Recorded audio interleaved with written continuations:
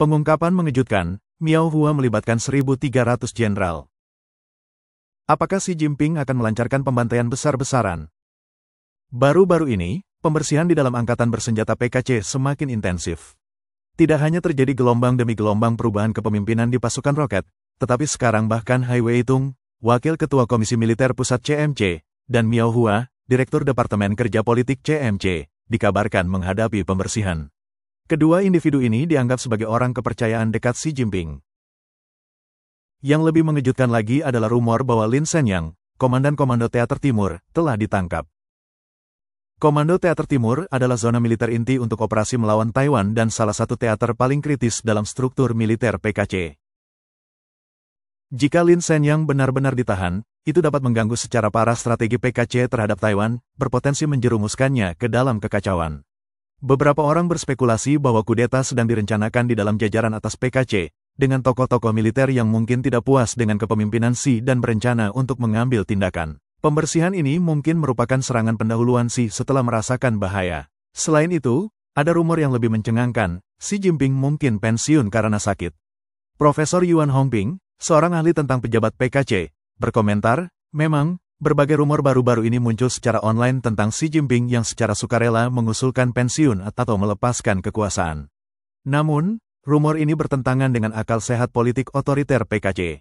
Pejabat senior dalam sistem PKC memiliki DNA politik yang menyamakan kekuasaan dengan kehidupan itu sendiri, mereka terobsesi dengannya. Demi kekuasaan, mereka bersedia mengambil risiko apapun. Selama 12 tahun sejak Xi berkuasa, tema politik utamanya adalah untuk tanpa henti memperluas dan memperkuat otoritas diktatornya, bahkan mengubah konstitusi dan mengambil risiko kecaman global untuk mengamankan kekuasaan seumur hidup. Pengejaran Xi mencerminkan Mao Zedong, dia ingin mati di puncak kekuasaan. Baru-baru ini, kasus besar yang melibatkan Miao Hua terungkap, melibatkan lebih dari 1.300 pejabat senior militer, termasuk jenderal dan letnan jenderal seperti Hai Weitung. Media AS baru-baru ini melaporkan bahwa wakil ketua CMC yang hilang, Hai Weitung, telah diselidiki, meskipun Kementerian Pertahanan PKC mengklaim tidak tahu menahu tentang masalah tersebut. Yuan Hongping juga mencatat bahwa di dalam lingkaran rumor politik Beijing, topik diskusi utama adalah apakah Xi Jinping mungkin meniru Stalin dengan meluncurkan gelombang baru pembersihan gaya pembantaian di militer. Antara tahun 1934 dan 1938, Stalin memulai pembersihan berdarah dengan kedok penindasan kontra-revolusioner. Pada kenyataannya, itu adalah untuk memperkuat kediktatorannya dan memastikan kesetiaan mutlak partai dan militer. Selama pembersihan itu, setengah dari anggota Partai Komunis Soviet diselidiki, 1,3 juta orang diadili, 620.000 dieksekusi, dan yang lainnya diasingkan. Dalam 12 tahun kekuasaannya, Xi Jinping memang melakukan serangkaian pembersihan dan penindakan yang diberi label upaya anti-korupsi.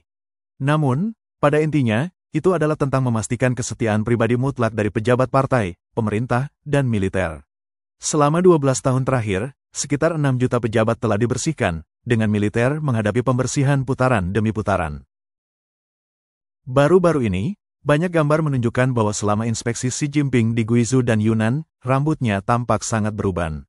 Rumor di lingkaran politik Beijing mengklaim bahwa pengakuan Miao Hua telah menyebabkan Xi menua dengan cepat, bahkan membuat rambutnya putih dalam semalam.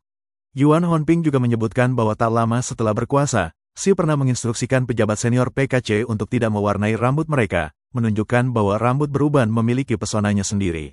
Tetapi sekarang, melihat rambut putih Xi, orang lebih cenderung melihatnya sebagai tanda kemunduran dan ketidakberdayaannya. Sejak awal, strategi inti Xi Jinping adalah kekuasaan di atas segalanya. Untuk mempertahankan kediktatoran pribadinya, dia bersedia membiarkan bahkan sekutu terpercayanya jatuh, mengorbankan pejabat senior militer dan politik yang pernah dia andalkan. Di balik strategi ini terletak bukan hanya serangkaian pembersihan, tetapi krisis mendalam dalam sistem pemerintahan PKC.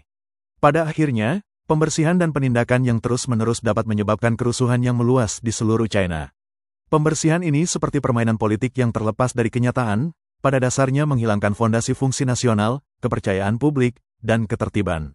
Di balik gejolak ini terletak harga terberat yang dibayar oleh banyak orang China yang mengalami penindasan dan penderitaan jangka panjang. Tidak peduli seberapa putus asa Xi berpegang pada kekuasaan diktatornya, dia tidak dapat mengubah keruntuhan tak terhindarkan dari sistem korup PKC.